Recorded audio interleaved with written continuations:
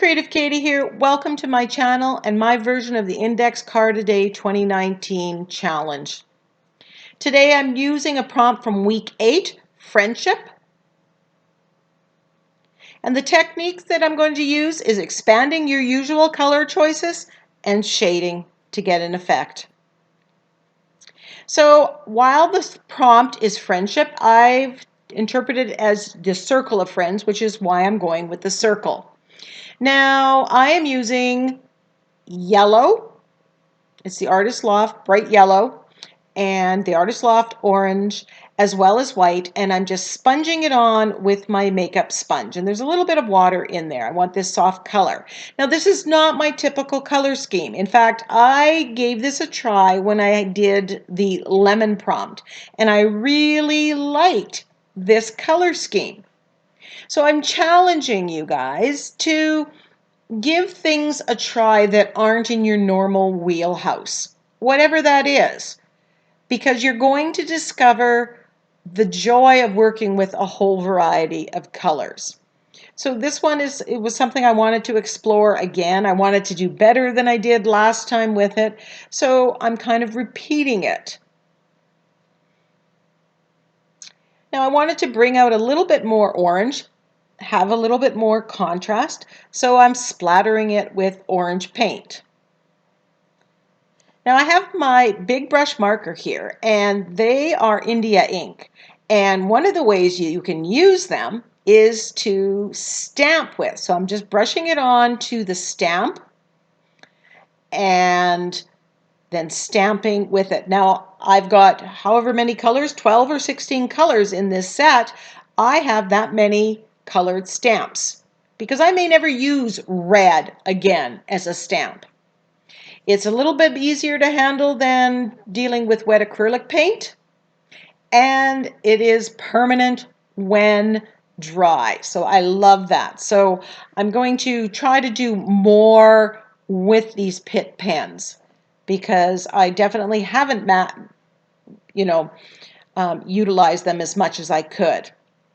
So this stencil is by Crafters Workshop and it's Balzer Designs, and I believe it's called Texture Love, and it has all these wonderful markings. And I wanted to do a lot of different ones. I was going to have different patterns in every circle, and then I thought, you know what? Julie has done all the work for me on this stencil, so I'm going to stencil all these different parts and take advantage of the work that she's done. And I'm just stenciling with white. Now in my head I was going, do I want to go orange or reddish, or do I want to go white? I'm not sure I made the right decision. What would you have done? Would you have done the stenciling in a darker color?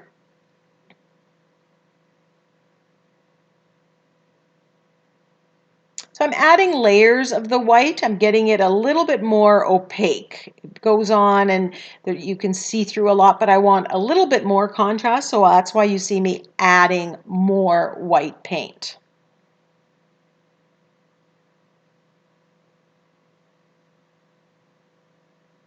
But I love all these fun and funky patterns that Julie's put into this one stencil.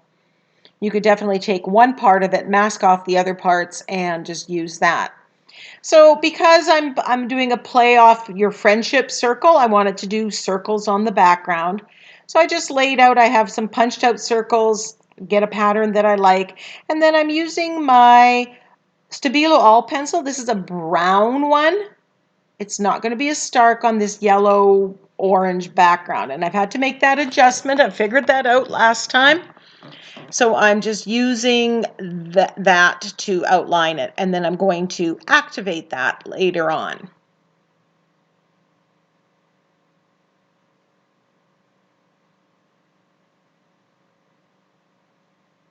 So this template, something similar to it, I will put a link to. I have really used this for so many things. It has definitely come in handy. And in fact, I'm thinking of getting one that's, all different size squares, or making one with my Silhouette Cameo to use in a similar fashion.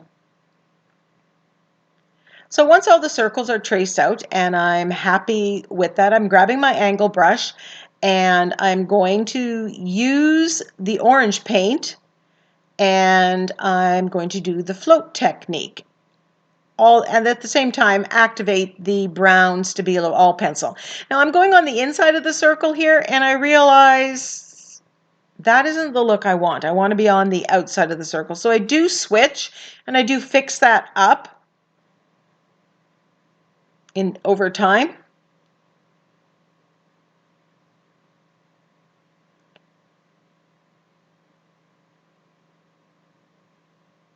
I just want to bring out the circles from the background so that even though the circles and the background are all the same pattern and everything's the same, it's just going to make these circles pop. So I spend a lot of time doing this and not all of that was caught on camera. There you can get a close-up of the script stamp that's there and the splatters and then the stenciling with that lovely stencil. And every part of that adds to the final product. And I decide not to layer the circles where one's on top of the other. I actually have the loop-de-loop. So they're more just circles drawn as opposed to a collage circle glued down. Does that make sense? That script stamp is from Darkroom Door. I love it. I love the size of it. It has, you know, if you want and you're careful enough stenciling or stamping it, it has a very nice saying to it. I like it because of the type of, the size and the type of font that they use.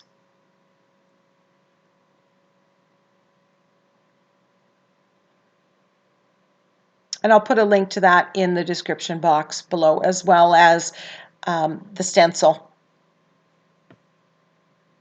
and the big brush markers.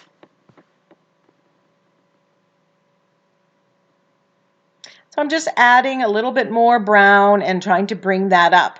Now black here, because it's yellow and orange in the background, would be too stark and would be, I just thought it would look out of place.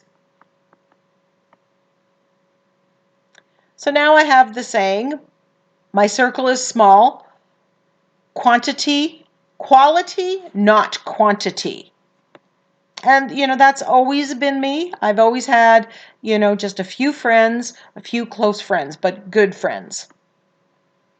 And so now I'm deciding how I want to arrange the sentiment. I have the two words quality and quantity are in script, and that reads well with the script that's in the background. And I want that to be kind of the forerunner. Your circle should be about quality, not quantity.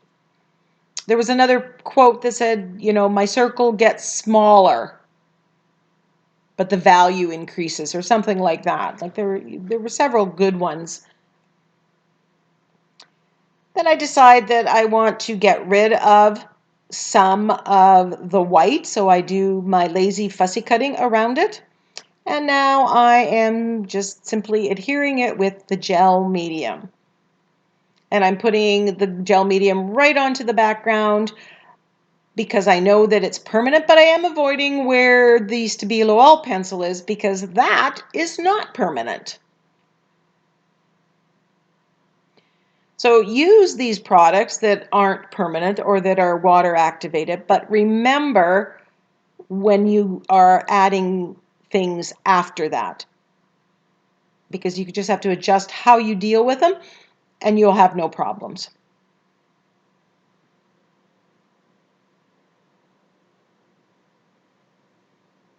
So I grab my fine line bottle and I have a dark brown mixed up in here, just like I have all the other colors. I have black, white, gold, Prussian blue, and the brown.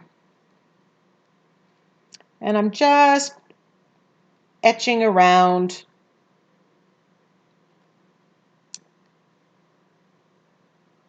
just to give it a border.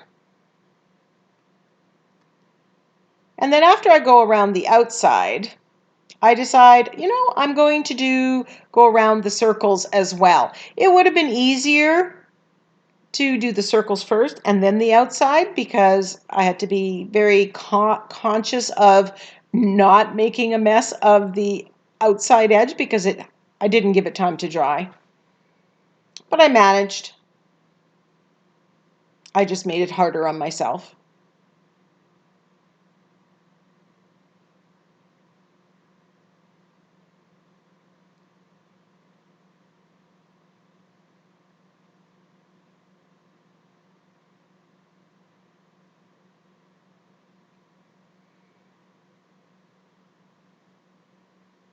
So thank you so much for watching. Do me a favor, check to see if you have selected to turn on your notifications. Click on the bell and turn on so that you are notified of upcoming videos. YouTube watches to see how many of the subscribers have that, and it's a good thing to have. You get a thumbprint or thumbnail in your email, then you can decide if you want to go see the video. Thanks for watching. We'll see you for the next video.